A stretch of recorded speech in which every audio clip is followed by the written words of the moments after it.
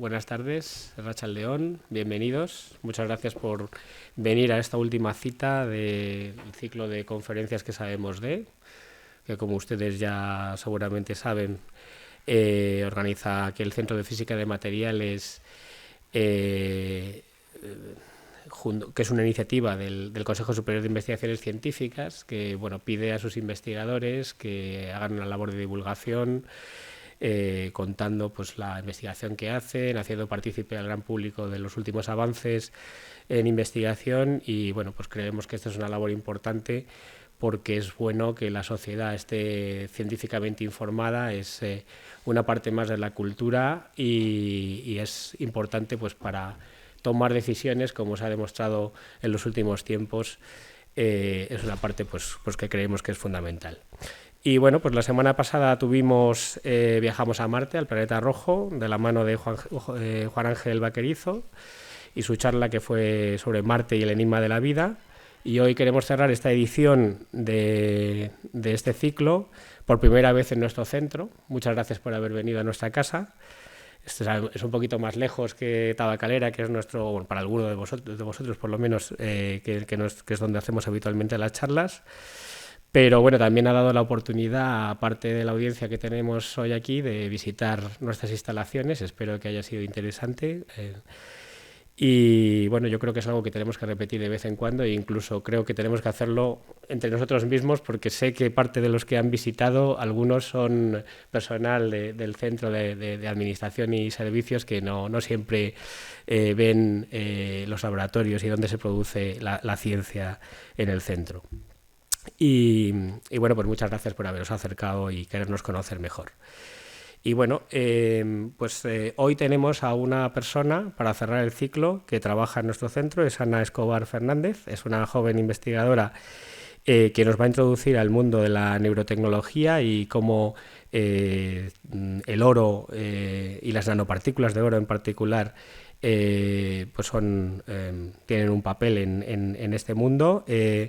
Anne es doctora en Química Aplicada, es licenciada en Ingeniería Biomédica y máster en Biotecnología Avanzada. Ha trabajado en el desarrollo de biomateriales para la regeneración ósea y del nervio periférico. Y actualmente es una investigadora trabajando aquí en el CFM y tiene el prestigioso contrato Fellow Guipúzcoa, que ha conseguido hace poco para desarrollar este trabajo, en el que hoy nos va a hablar de este proyecto, en el que lo que se pretende es interaccionar con el cerebro, sacudir las entrañas de nuestro cerebro usando estas nanopartículas de oro. Las nanopartículas de oro poseen la capacidad de concentrar la luz y generar calor de una manera localizada, lo cual permite que podamos generar cambios en la membrana celular de las neuronas, modificando la actividad neuronal, y esto entiendo que es lo que nos va a intentar transmitir Anne. Espero que no haya metido mucho la pata, porque yo en esto no trabajo. Y estoy deseoso de oír y entender más sobre todo esto, y muchas gracias, Anne. Gracias a ti.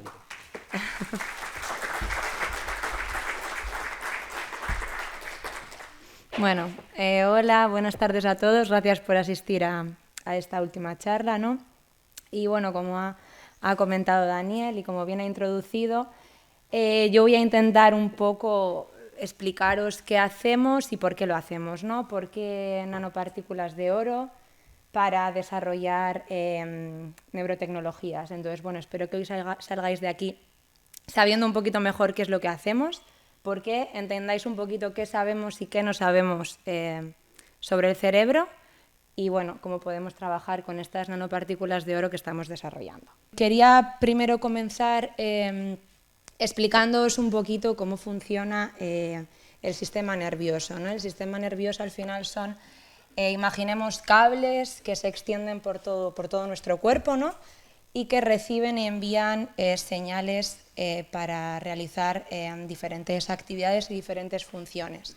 Entonces, lo dividiríamos entre el sistema nervioso periférico y estaría el sistema nervioso central. El periférico, como digo, sería toda esta red de cables que se llaman nervios, ¿no?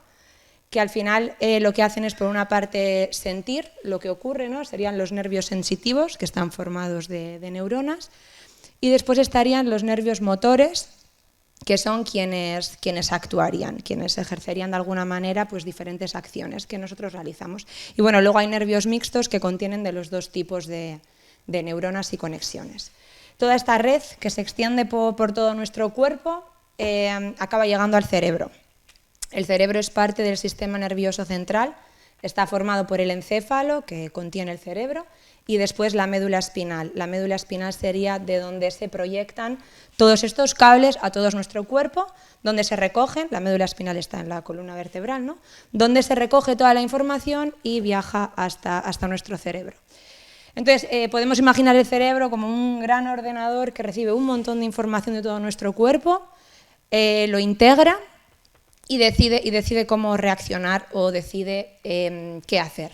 Entonces, bueno, para que os hagáis una idea del reto que supone trabajar con el cerebro y con redes neuronales, ¿no?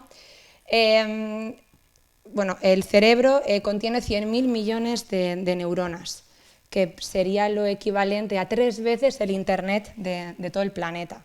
Entonces, bueno, el reto de comprenderlo e intentar trabajar con él es verdaderamente muy grande, ya que es un gran desconocido, conocemos muy pocas pinceladas sobre él y falta mucho por descubrir. Entonces, bueno, en esta charla no podía faltar hablar de Ramón y Cajal. Bueno, es conocido como el padre de la neurociencia. Él era nacido en Navarra y fue premio Nobel de Medicina en 1906. El premio Nobel de Medicina se lo dieron porque describió la estructura del sistema nervioso. Definió que las neuronas son células individuales. Hasta el momento se postulaba que el sistema nervioso era un sistema continuo, pero él vino a demostrar que no, que las neuronas son células individuales que actúan libremente, pero que se conectan entre ellas por sinapsis. Bueno, aparte de esto, también determinó cómo las neuronas funcionan, ¿no? La actividad eléctrica que las neuronas tienen. Y aparte de esto, también dejó una idea muy interesante sobre la plasticidad neuronal, ¿no? Que cada uno somos capaces de trabajar nuestros pensamientos y somos capaces de modificar quién somos o cómo actuamos. Aquí esta última frase, ¿no? Todo ser humano, si se lo propone, puede ser escultor de su propio cerebro. Las personas vamos cambiando, aprendiendo, adaptándonos a situaciones, ¿no? Todo esto es muy, muy interesante. Bueno, entonces, una vez introducido el sistema nervioso, me gustaría explicaros un poco la estructura de una neurona, porque es muy importante para saber qué es lo que nosotros queremos hacer con las famosas nanopartículas de oro, ¿no? Bueno, pues la neurona tiene un cuerpo celular, un soma donde se encuentra el núcleo. Este núcleo contiene material genético y una parte muy importante del soma de las neuronas son las dendritas, que son estas pequeñas ramificaciones que salen del cuerpo y digamos que son las encargadas de recibir información de otras células, otras neuronas. Cuando una señal llega, otra parte muy importante es el axón, es esta parte de aquí, que es por donde la señal se va a mover. Las neuronas son diversas, hay de muchos tipos y de diferentes longitudes. Hay axones larguísimos que pueden estar a lo largo de un brazo muy largos y hay otras más pequeñas, por ejemplo, igual las que pueden estar en el cerebro, ¿no? Bueno, y otra parte muy importante también es el terminal axónico, donde están los botones sinápticos, que sería el final de la neurona, y esa va a ser la parte que se va a conectar con la dendrita de otras neuronas, ¿no? Otro aspecto muy importante y que también me gustaría que hoy intentar explicarlo y que lo entendáis, ¿no? Es que las neuronas en un estado de reposo normal, cuando no están haciendo nada, digamos, tienen un potencial eléctrico negativo. Un potencial eléctrico negativo que oscila entre los menos 70 y menos 50 milivoltios.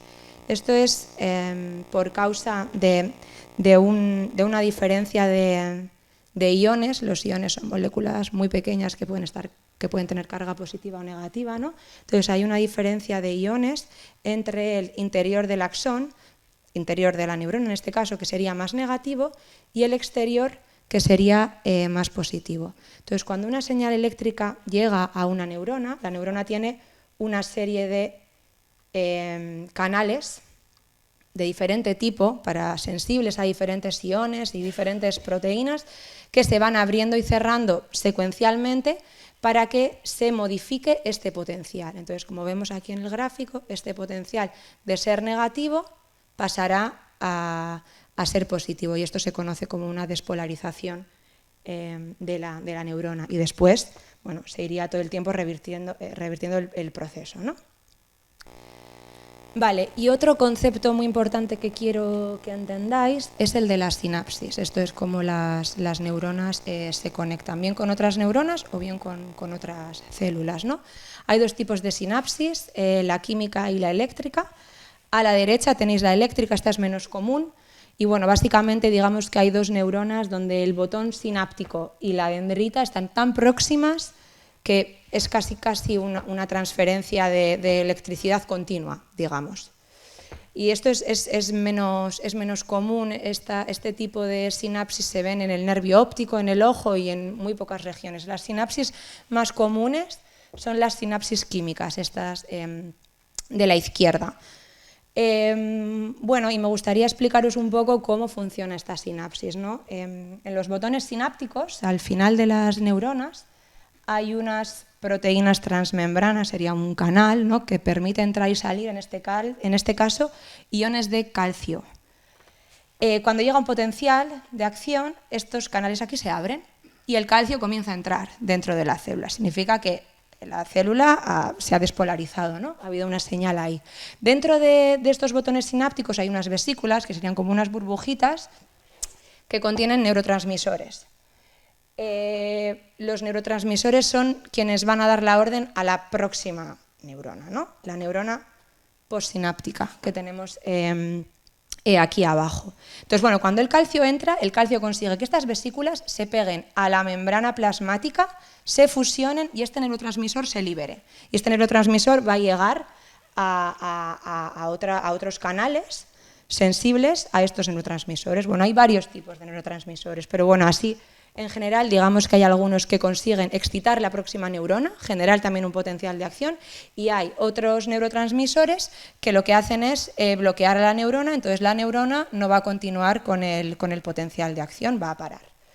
Y bueno, para que entendáis un poco, aquí en este ejemplo vemos que de una célula presináptica pasaría a una postsináptica, pero la realidad no es esta, esto es un esquema muy simple, ¿no?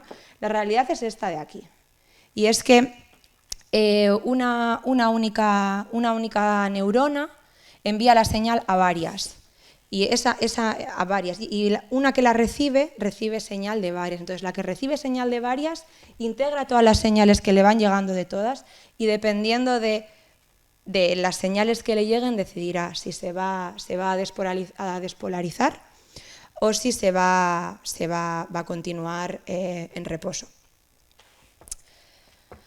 Bueno, entonces espero que ya hayáis entendido un poco cómo funcionan las neuronas, las redes, la sinapsis. Ahora, bueno, lo que nosotros queremos saber es cómo funciona el cerebro, cómo actúa el cerebro. Entonces, hasta ahora, bueno, en esta imagen de aquí se ve, ¿no? Esto serían las funciones que tenemos en la corteza cerebral. La corteza cerebral es la parte más externa del cerebro, y es donde se encuentran las mayores funciones que nosotros realizamos, ¿no? Se conoce, por ejemplo, se conocen las áreas motoras donde se encuentran, dónde está la zona del control del lenguaje. Se conocen mucho dónde están las zonas, pero no se conoce muy bien qué es lo que pasa a una escala más pequeña, ¿no? Cómo grupos más pequeños de neuronas se conectan entre ellas. Entonces, bueno, quería aquí mostraros un pequeño vídeo. Os he explicado tan tranquilamente lo del calcio en los botones sinápticos porque quiero que entendáis una técnica que se puede utilizar para leer actividad neuronal. En este vídeo de aquí, bueno, son unas imágenes de un cerebro de ratón. Entonces, lo que se hace es introducir un marcador de calcio Y este marcador de calcio es fluorescente, ¿no? Hay que hacer un primer paso, y después estos son planos de diferentes planos del cerebro, ¿no? Entonces, con el marcador de calcio lo que conseguimos por fluorescencia es ver cómo diferentes neuronas se van activando en el cerebro. Es una técnica muy interesante, pero la realidad es que necesita, ¿no?, un paso previo que no es muy apto para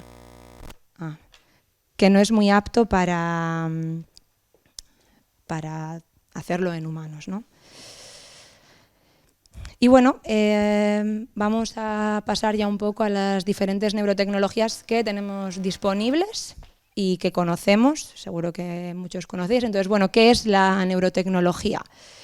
Son las herramientas, ¿no?, que ayudan a influenciar de alguna manera el cerebro, o que analizan el sistema nervioso. Entonces estaría la interacción pasiva, que consistiría en monitorizar la actividad cerebral, y la activa, que de alguna manera intentaría modificar la actividad cerebral.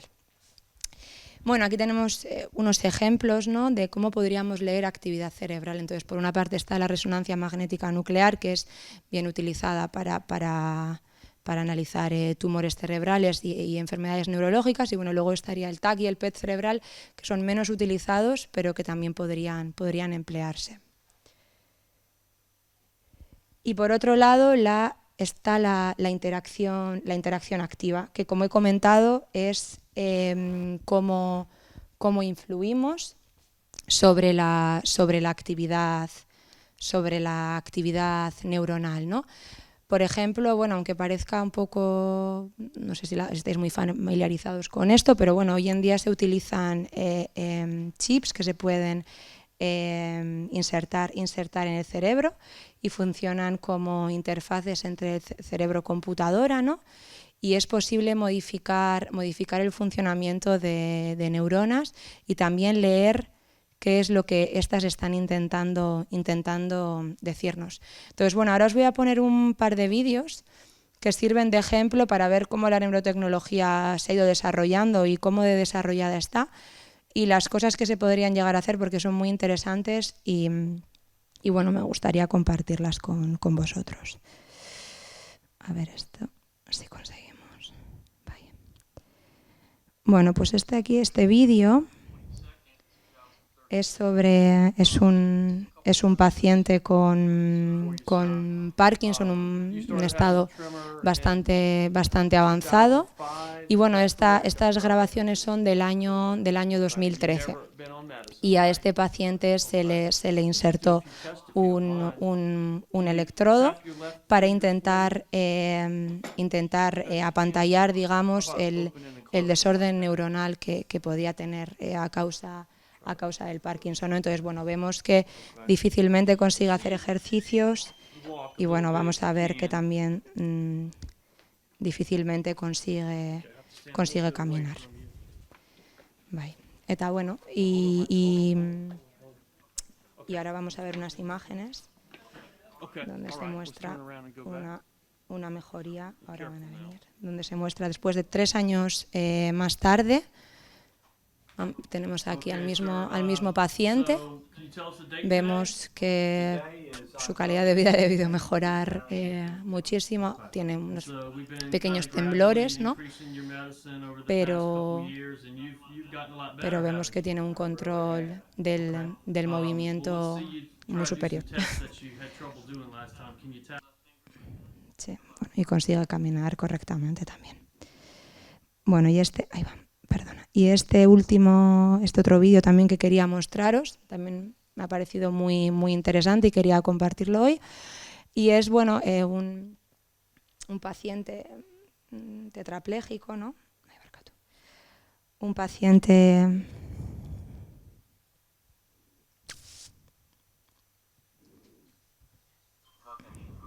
aquí. Con tetraplegia, ¿no? Y bueno, en este caso tiene 3 electrodos que están leyendo su actividad. Y en este caso, digamos que esos electrodos lo que están haciendo es leer lo que él quiere hacer, porque en realidad vemos su mano derecha, no consigue moverla correctamente, pero vemos que él está haciendo un esfuerzo muy grande por moverla y está consiguiendo mover el brazo electrónico, ¿no? Que está conectado a esos electrodos que están diciéndole lo que tiene que hacer, pero leyendo, porque claro, en la tetraplegia no hay un problema en el cerebro, hay un problema de conexión, que hay una conexión que se pierde con el resto del cuerpo. Entonces digamos que aquí está consiguiendo leer lo que él quiere hacer. Es un poco inquietante a veces, ¿no?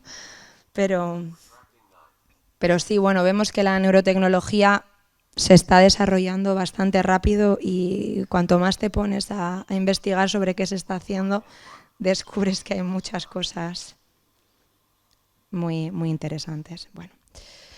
Y bueno, hemos visto un poco las tecnologías que existen. Digamos que el mayor problema de meter un electrodo en el cerebro, ¿no? Las cirugías son muy invasivas y no siempre exitosas. Entonces, bueno, en este contexto surgió el proyecto en el que yo estoy trabajando.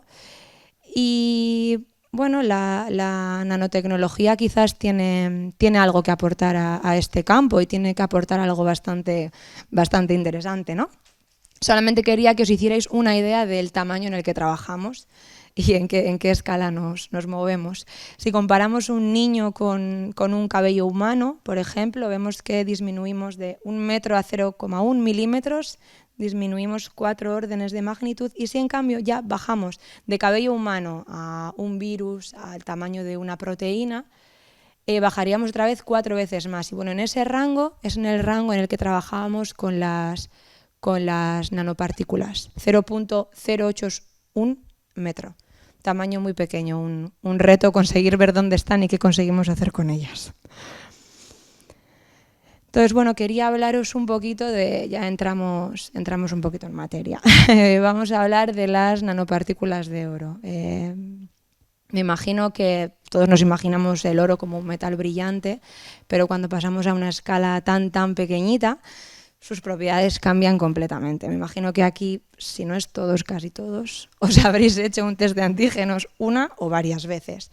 Entonces, bueno, no sé si, igual muchos ya lo sabéis, igual otros no. El principio de estos test de antígenos son las nanopartículas de oro. Lo mismo con los test de embarazo, ¿no? En este caso entonces tendríamos una solución de nanopartículas que cuando entra en contacto con el virus, ¡pam!, se pega el papelito que está ahí en el test. Y lo mismo con el test de embarazo, cuando entra la hormona que es la que determina el embarazo, ¿no? También lo mismo, las nanopartículas de oro se pegarían y es cuando conseguiríamos ver el resultado. Entonces, como comentaba, cuando pasamos a una escala nanométrica muy pequeña, ¿no?, las propiedades del oro cambian. Aquí, por ejemplo, tenemos unas soluciones de oro. No quiere decir que el oro esté líquido. En este caso, el oro está en una solución de nanopartículas muy pequeñas, diferentes tamaños de diámetro. En este caso son nanopartículas esféricas. Y bueno, lo que ocurre es que las nanopartículas son muy pequeñitas y están muy dispersas en el agua. Y dependiendo de su tamaño, cuando incidimos sobre ellas con luz, estas dispersarán luz de un color u otro. Entonces, bueno, quiero que prestéis un poquito de atención a este gráfico porque esto que quiero explicar considero que es interesante, ¿no? Entonces, bueno, podemos incidir sobre las nanopartículas con luz de diferentes colores. Hay un rango de luz visible que conseguimos ver y hay otro rango de luz que no conseguimos ver. En este caso vamos a trabajar con láseres. Los láseres tienen una longitud de onda, ¿no?, determinada por el color, en este caso, ¿no?, con el que vamos a trabajar para incidir sobre esas nanopartículas, ¿no? Entonces, dependiendo del tamaño de estas nanopartículas, van a absorber luz a diferente longitud de onda, luz de diferente color, digamos, ¿no? Otra cosa que quería explicar es que también esta luz en la que más absorben las nanopartículas también se ve determinada por la forma que las nanopartículas tengan, ¿no? Aquí nosotros estamos trabajando con nanopartículas esféricas, que sería la primera imagen. Estas son imágenes sacadas con un microscopio electrónico, que lo que hace es incidir con electrones sobre el metal y conseguimos ver materiales metálicos, ¿no? Así como imágenes de contraste, digamos. Entonces, bueno, hemos empezado a trabajar con nanopartículas esféricas y también con la imagen de la mitad con nanopartículas con forma de bipirámide. Imaginamos las bipirámides como dos pirámides unidas por una base, ¿no? Y bueno, y también existen de muchas formas, ¿no? Todo lo que consigas hacer con la química, como te apañes. Pero, por ejemplo, también se podrían hacer nanovarillas, que las llamamos nanorods, que también tienen características interesantes. Entonces, bueno, conseguiremos que estas nanopartículas cojan luz, digamos, variando su forma y variando su tamaño. Y es muy interesante un efecto que tienen estas nanopartículas, que se llama efecto fototérmico, ¿no? Cuando incidimos sobre ellas con luz del color adecuado, estas van a coger la luz y van a transformarla en calor. Entonces, bueno, podríamos imaginar como pequeños puntitos que consiguen calentarse. Entonces, bueno, ahora vamos a ver un ejemplo. Creo que sí viene ahora. Vamos a ver un ejemplo. En este caso son nanovarillas, pero bueno, se podrían emplear diferentes partículas, ¿no?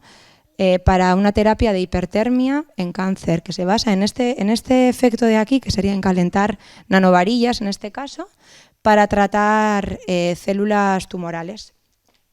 Una característica, bueno, las nanopartículas de oro son interesantes y llaman la atención en el campo biomédico, ¿no? Porque son biocompatibles, es decir, nuestro cuerpo no generaría un rechazo y no generaría una respuesta inmune. Y también es muy interesante que la superficie de estas nanopartículas, ¿no? Cuando ya las tenemos hechas, el metal en tamaño muy pequeñito, puede ser modificada químicamente y podríamos poner en su superficie pues, diferentes moléculas que podrían interaccionar con lo que nosotros quisiéramos. En este caso, nosotros queremos neuronas, pero en el ejemplo que vamos a ver ahora son células tumorales. Entonces, bueno, este es un instituto en Cataluña que trabajan con nanorods de oro, como he comentado, ¿no? Funcionalizan la superficie, en este caso con moléculas que van a reconocer células cancerígenas. Las van a introducir en el torrente sanguíneo. Esta es una idea apropiada, ¿no? Porque los tumores, una característica de las células tumorales es que son capaces de generar vasos sanguíneos para nutrirse todo lo que puedan y crecer. Entonces, metiéndola por el torrente sanguíneo, también tomamos ventaja un poco de esa vascularización de los tumores y las nanopartículas vemos que serían capaces de llegar, se podría incidir con un láser sobre ellas y consiguen matar las células tumorales. Y bueno, este tratamiento, por ejemplo, para cáncer de próstata se está utilizando. Bueno, espero que hasta aquí hayamos entendido bastante sobre nanopartículas de oro y sobre neuronas, ¿no? Ahora voy a hablar un poco sobre una característica también que tienen las neuronas. Como he comentado, tienen diferentes canales en la membrana para transmitir el potencial eléctrico, pero también tienen muchos otros canales en la membrana que permiten sensar diferentes cosas. Uno de ellos es la temperatura. Entonces, como vemos aquí en la diapositiva, ¿no? Existen diferentes tipos, todos estos son diferentes tipos de canales que podemos encontrar en neuronas. Por ejemplo, cuando tocamos algo muy caliente, enseguida retiraríamos el dedo, ¿no? Nuestro cerebro integra la información muy rápido, nota enseguida que es algo caliente y el rechazo es inmediato. Bueno, pues hay muchas neuronas que poseen de estos canales. Comparado con la terapia de hipertermia que he mostrado para cáncer, ¿qué reto muy, muy grande tendríamos aquí. Sería poder controlar la temperatura de una manera más fina. Porque claro, nosotros no queremos que a las neuronas les pase nada, simplemente queremos que se activen, ¿no? Que estos canales sientan que hay calor y estos canales que ejerzan un potencial en las neuronas. Entonces, bueno, nuestro objetivo es modificar y trabajar con las nanopartículas para que el cambio de temperatura en el entorno de la nanopartícula no supere 1 o 2 grados, que es cuando ya hay estudios previos que han visto que con ese cambio de 1 o 2 grados es posible disparar una neurona. Entonces, bueno, este es otro reto que junto con el DIPC y aquí en el Centro de Física de Materiales estamos determinando, basándonos en modelos, determinando cuál sería la mejor estructura de una nanopartícula para nuestra aplicación. Y bueno, en paralelo yo también trabajo en colaboración con Biodonostia. En paralelo yo, aparte de estar aquí en el CFM, también hago mucho trabajo de experimentos in vitro y con neuronas de momento de ratón. Con las diferentes nanopartículas que vamos en paralelo probando en base a lo que decidimos aquí y qué tal funcionan después allí, ¿no? Y bueno, un poco resumen de todo sería esta diapositiva, un resumen así muy, muy sencillo. Tendríamos las nanopartículas, que otro de los retos también a los que nos enfrentamos es que estas se queden en la membrana, porque al final donde queremos que actúen es en la membrana, que es donde va a haber un cambio de potencial y donde vamos a poder darle un disparo ala. Entonces, bueno, estamos viendo diferentes formulaciones para decorar la nanopartícula, ¿no? Para que ésta se retenga en la membrana el máximo tiempo posible y nos dé tiempo a trabajar y ver qué es lo que pasa. Y bueno, de momento estamos un poco en el paso de ver cómo estas nanopartículas interaccionan con las neuronas, ver qué tiempos tenemos para trabajar, porque también llega un momento que las nanopartículas son internalizadas por las neuronas.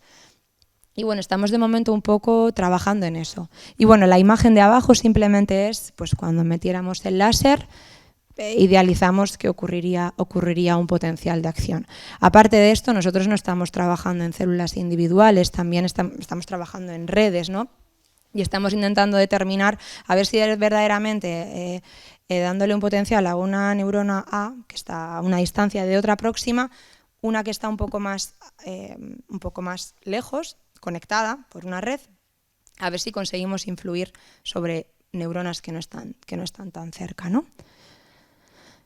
Bueno, una cosa, bueno, se ha hablado de que yo trabajo en el proyecto NanoNeuro. Ahora voy a enseñaros un vídeo que resume un poco lo que intentamos hacer en este proyecto, que estamos muchos centros involucrados. Yo en este caso solamente he hablado de nanopartículas de oro, ¿no? Que las nanopartículas de oro sirven para leer. Las nanopartículas de oro sirven para escribir. Escribir entendemos como modificar de alguna manera lo que está ocurriendo en nuestro cerebro. Pero en el proyecto NanoNeuro hay 2 retos.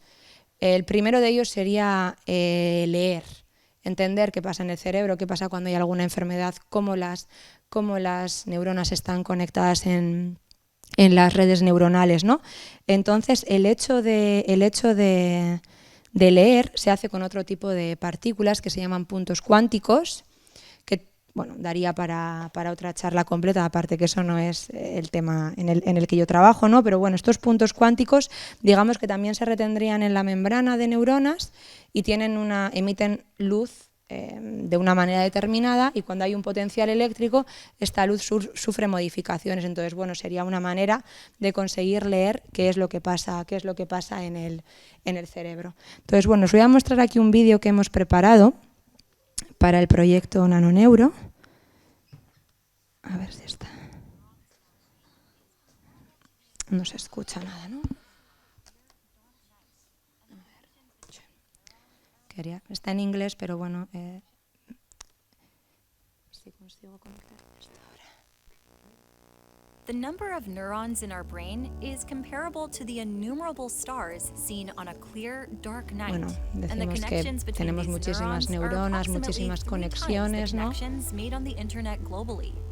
But what do we really know about these almost infinite interconnections Y bueno, y in que our en brain? resumen pues no sabemos And will muy we bien one qué es lo que day pasa en have el the cerebro. capability of repairing errors that keep our brain from working optimally, as observed in brain pathologies such as Y hay Alzheimer's, enfermedades como stroke, and Alzheimer, Parkinson's? infarto, Parkinson, que Nowadays, hacen que we las have a redes no few funcionen tools that are used to correctamente, study ¿no? our Y que brain, tenemos but técnicas they que are nos still ayudan a at ver qué está very low pasando, resolution. Brain pero con imaging, poca for instance, resolución. Vemos allows us to see grupos clouds of neuronales, ¿no? cerebral Con estas activity, técnicas. but not the individual neurons. How can we understand or even try to cure brain pathologies if we are not able to see the inner workings of our brain? This is exactly what NanoNeuro Este es wants nuestro to proyecto, achieve. NanoNeuro, Live ultra high resolution imaging of y queremos individual ver neurons a to una provide alta access to resolución qué es lo que neurons pasa that en need neuronas repairing. individuales. Es NanoNeuro aims to design el gran two types reto. of very small nanoparticles. Estos serían los One's puntos known as cuánticos, quantum que dots, son quienes van a already used leer in QLED si una TVs, neurona está but applied funcionando here o to no y track cómo down está neural activity. funcionando, ¿no? The others are plasmonic gold Y particles, los otros son las commonly used in nanopartículas de oro, que son COVID-19 quienes van a antigen tests that modificar could behave as magnifying lenses to activate aplicando neurons by heating them luz with láser. light. If everything goes according to plan, the result would be a safe, completely harmless, novel Entonces la technology técnica that will enable us sería to see the segura inner y no workings of sería the tan brain invasiva como and las activate técnicas targeted neurons que tenemos hoy using en día. light. This technology could also be used in the clinic to help repair brain damage or strengthen weakened neuronal connections. NanoNeuro, building technology to unlock the secrets of one of the biggest mysteries in science, the human brain. Vale. Bueno, pues ahora voy a quitar esto. Vale. Pues ahora, para ir finalizando, quería mostraros un poco todo el equipo que formamos, ¿no? Todos los que estamos involucrados en este proyecto. Bueno, le hemos llamado Basque NanoNeuro Network, B3N. Como veis, hay diferentes centros de investigación de Donosti y de Bilbao involucrados. Digamos que cada centro y cada grupo en concreto, ¿no? Está especializado en un área diferente. Entonces hemos formado un equipo muy multidisciplinar y que bueno, cada vez que nos juntamos debatimos muchas ideas, ¿no? Y bueno, aparte está la Universidad de Columbia, que también está involucrada en este proyecto. Bueno, esta foto es de la última reunión que tuvimos. Y bueno, a mí por lo menos todo esto de leer la mente me genera bastante inquietud. Todos sabemos que cuando la tecnología avanza, ¿no?, siempre vamos tarde para determinar dónde están nuestros derechos, ¿no? Como pasa con el móvil. Regalamos datos a empresas privadas constantemente y muchas veces sin quererlo y sin saberlo. Entonces, bueno, el desarrollo de todas estas nuevas neurotecnologías pues ha dado lugar a que los científicos se junten, ¿no? Y antes de que todo esto se desarrolle demasiado, pues han determinado cuáles deberían de ser los derechos básicos de cada persona, ¿no? En este caso se les ha llamado neuroderechos. Y bueno, los neuroderechos ya están escritos, están aquí, os los voy a leer, que me va a resultar más fácil. Entonces, bueno, el primero sería el derecho a nuestra identidad. Nadie puede alterar quiénes somos. El derecho al libre albedrío, que nadie ni nada pueda decidir algo por nosotros. El derecho a la privacidad mental, que nadie pueda leer nuestra mente sin nuestro consentimiento. Protección contra sesgos, que no se pueda discriminar a nadie por los datos que puedan obtenerse por la neurotecnología. Y el acceso equitativo. Si se desarrollan mejoras, deberían estar al alcance de todos. Bueno, estos neuroderechos, hay algunos que igual ya están un poco vulnerados, ¿no?, por otras tecnologías que ya están entre nosotros, pero bueno, puede parecer algo idealizado, pero la realidad es que ya se han incluido en Chile en la Constitución y las Naciones Unidas también ya están al tanto de estos neuroderechos y ya se les ha pasado la información. Y bueno, pues esto es lo que quería contaros. Espero que hayáis aprendido un poco, que os haya gustado lo que hacemos, que os haya parecido interesante y bueno, voy a intentar, no sé, dudas, lo que sea que tengáis, intentaré solucionarlas. Es que ricasco.